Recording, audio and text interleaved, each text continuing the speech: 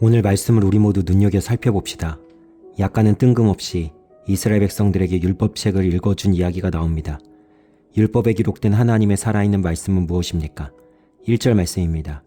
그날 모세의 책을 낭독하여 백성에게 들렸는데 그 책에 기록하기를 암몬 사람과 모압 사람은 영원히 하나님의 총회에 들어오지 못하리니.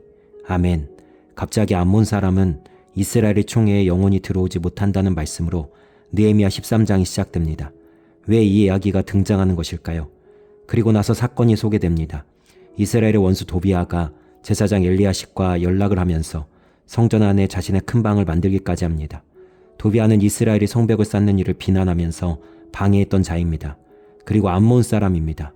하나님은 이스라엘이 암몬 사람과 관계 맺기를 싫어하셨습니다.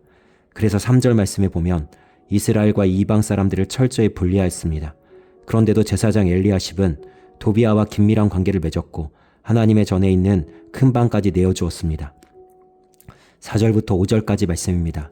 이전에 우리 하나님의 전에 방을 맡은 제사장 엘리야십이 도비아와 연락이 있었으므로 도비아를 위하여 한 큰 방을 만들었으니 그 방은 원래 소재물과 유향과 그릇과 또 레이 사람들과 노래하는 자들과 문지기들에게 11조로 주는 곡물과 새 포도주와 기름과 또 제사장들에게 주는 거제물을 두는 곳이라.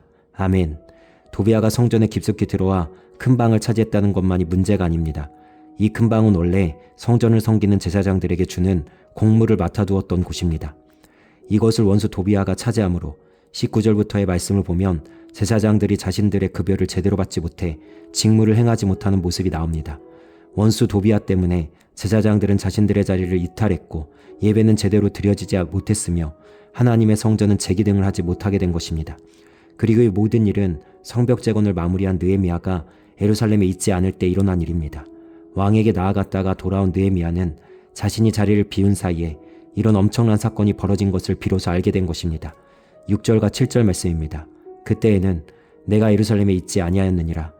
바벨론 왕 아닥사스다 32년에 내가 왕에게 나아갔다가 며칠 후에 왕에게 말미를 청하고 예루살렘에 이르러서야 엘리야십이 도비아를 위하여 하나님의 전뜰에 방을 만든 악한 일을 안지라. 아멘.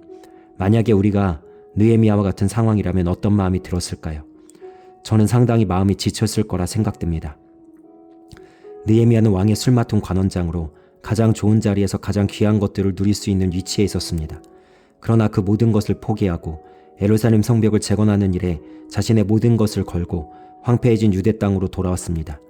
이스라엘 백성들을 독려하며 성벽을 재건하는 동안 참으로 많은 원수들의 방해와 위협과 목숨이 위태로워지는 위급한 상황들을 맞이했습니다.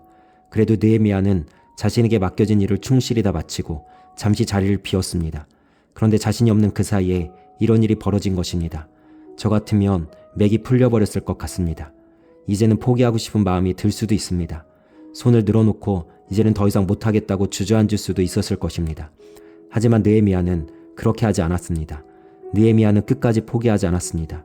여전히 그는 하나님을 향한 열심으로 이 모든 잘못된 일을 바로잡기 시작합니다. 8절과 9절 말씀입니다.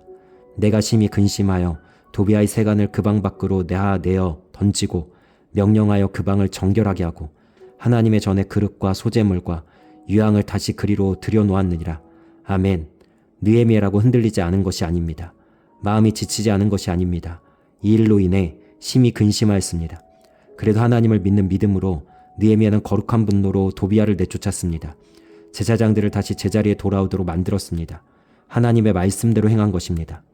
우리도 지칠 때가 있습니다. 심히 근심될 때가 있습니다. 흔들릴 때가 있습니다. 그럴 때라도 절대 포기하지 마십시오. 언제까지 내가 이렇게 해야 되느냐고 한숨 쉬지 마십시오. 우리가 선을 행하되 낙심하지 말지니 포기하지 아니하면 때가 이름에 거두리라. 아멘. 갈라디아서 6장 9절 말씀입니다. 하나님을 믿음으로 포기하지 맙시다. 우리에게 쉽지 않은 상황들이 계속해서 벌어진다 하더라도 나를 붙드시는 하나님을 신뢰하면서 믿음으로 이 길을 끝까지 걸어나가는 우리 모두가 되기를 주님의 이름으로 소망하며 축복합니다. 오늘 하루도 승리하세요.